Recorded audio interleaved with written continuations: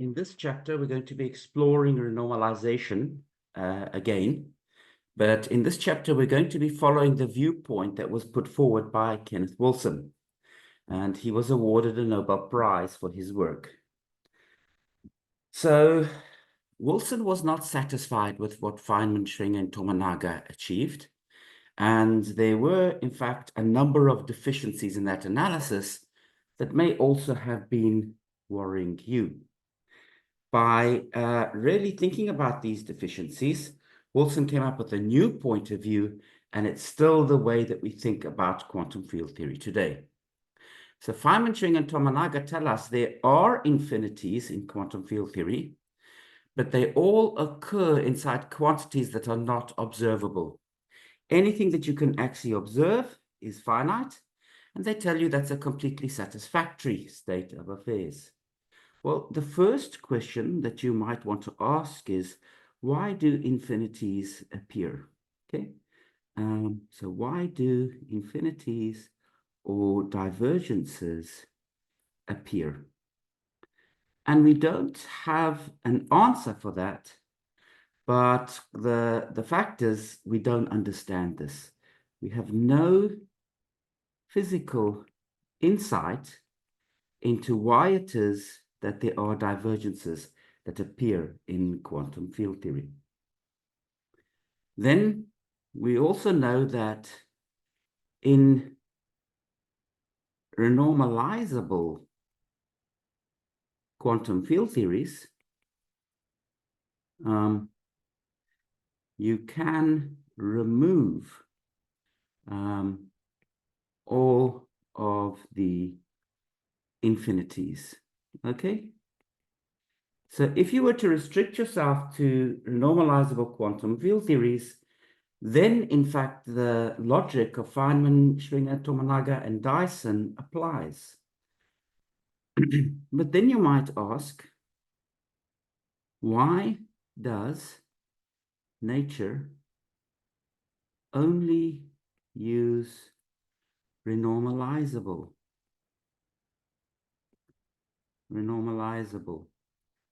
quantum field theories?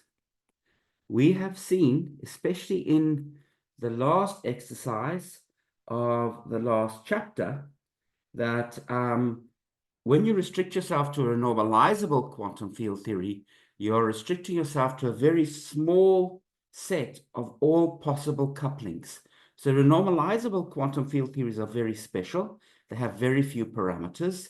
Why does nature only care about renormalizable quantum field theories? Well, Wilson wasn't satisfied, and he tried to do better.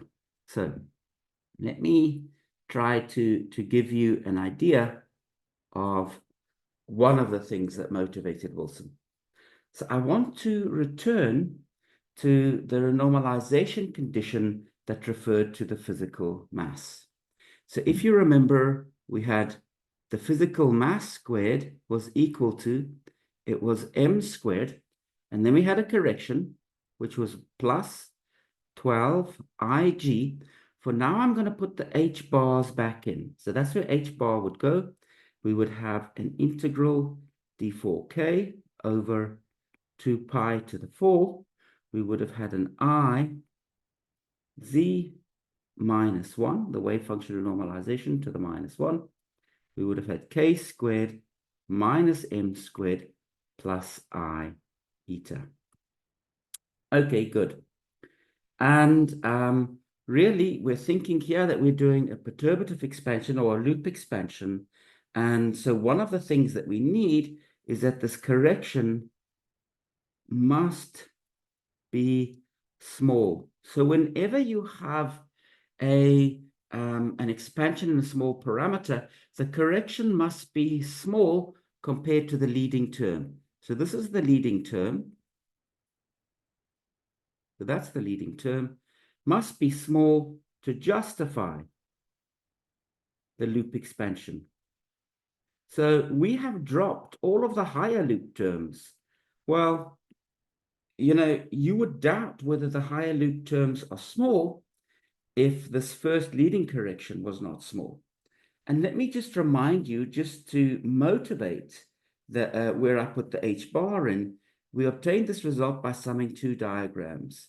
So the m squared term really was there already for the tree, but it was when we added this correction to the 2-point function that we had the correction to the mass. Good.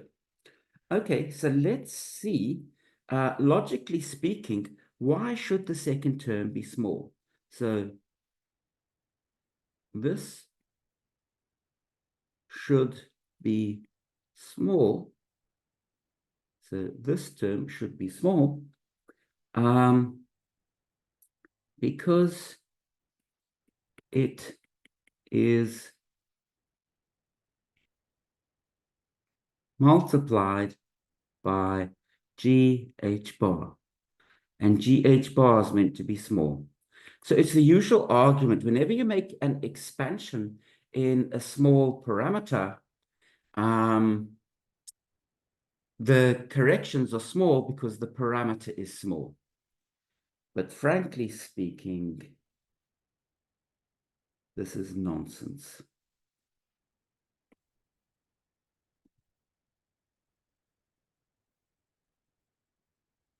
So why is it nonsense? Well, the integral diverges. Okay, we've seen that that integral really is infinite. And so multiplying by GH bar does not make it small. So sorry, guys, it's really questionable about whether that small correction is small or not. But let's pursue this thinking a little bit further. What's going on? Actually, inside the loop, we have an infinite number of modes that are running. Okay, so here's our loop. Let's just draw it. So we have our mode, let's say, of momentum P running along, a mode of momentum P running along, and then we have these modes of momentum K running in the loop. Okay, so now we can say the contribution of each K mode is small because GH bar is small. Okay, so by making GH bar small, every mode K that runs in the loop does make a small contribution. What's the problem? Summing over the infinite number of K modes leads to the divergence. So it's not because there's a strong interaction or anything like that. It's really just because there are so many modes participating. Each mode interacts very weakly, but because there's an infinite number of modes, in fact, the correction is not small. The correction is not small. So your basic justification for your loop expansion is violated. The correction is certainly not a small contribution compared to the leading term. Okay, so it really puts the whole procedure into jeopardy. It puts it on a very shaky footing. So really, the logic of Feynman, Schwinger, Tomonaga, and Dyson arguments are not compelling. Okay, just logically speaking, things don't seem to make sense. Of course, they agree wonderfully well with the experiment, so there must be something correct about them, but obviously there's something important that we have not understood. Based on the discussion that we've just had, Wilson made a suggestion. Wilson said, don't integrate over all momenta. That's where the problem came from integrating over all momenta. This is don't integrate over all momenta. Break momentum space up into shells of momentum, okay? And then what you could do is you could treat one shell at a time. So to draw momentum space, well, we're in a higher dimensional space, so I should have many axes. I can only draw two of them. So I'm going to draw K2 and K1. There should be a lot more, but that's all I can draw. And now what we will do is we will break momentum space up into shells. So now you can kind of think of, if we were in 3 dimensions, you could think of momentum space as becoming an onion, and each of these are the skins of the onion that we build up. But there are all of these shells. So if we integrate over one shell at a time, then the correction might be small. So maybe this is the right way to do things. Integrate over things shell by shell.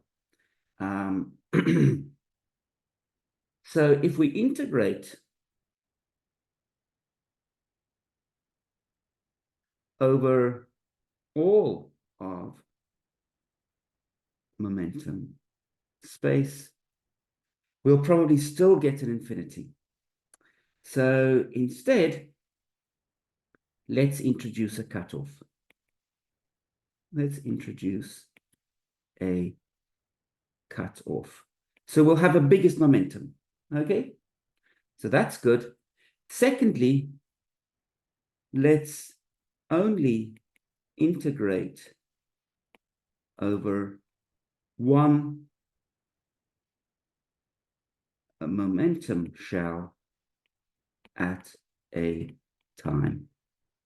Okay, so these are the two new insights that Wilson has had. He's reorganizing the computation, and he's saying we're going to have a cutoff so that we don't have an infinite number of shells. And we're saying we're going to break things up into small shells, and we're going to integrate over, well, one shell at a time. Good. Okay, so how do we cut off the momentum? So cut off on momentum. Well, if you were in 4-dimensional Minkowski space, M4, you might say, I don't want to break Lorentz invariance. So let me have a Lorentz invariant cutoff. So I'll say, let's cut off K0 squared minus K dot K. Let's say this must be less than or equal to lambda squared. Actually, this is not effective as a cutoff. And the reason why it's not effective is K0 can become infinite and K dot K can become infinite just so long as their difference is smaller than some amount. So it doesn't limit. So this doesn't limit K0 and K dot K, but only their difference. Okay, so you'll still have infinitely big momenta in the problem. This is not very useful. So because of this, Wilson works in 4-dimensional Euclidean space. So let me write this as E4. You might also write it as R4.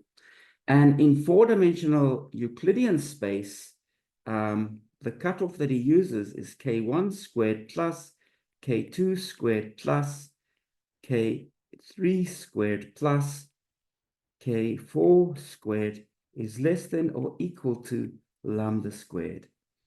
And this is effective.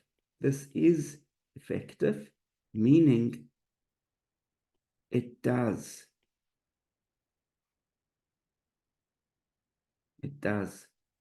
cut off momentum. Okay? So now we've seen how Wilson is going to reorganize the calculation. He's going to integrate over shells in momentum space. So he's broken momentum space up into shells, and he's got some biggest momentum. to limit the size of momentum space. So it's no longer infinite, but it's got some larger size. Great. Those are the key starting ideas. Let's see where it leads us.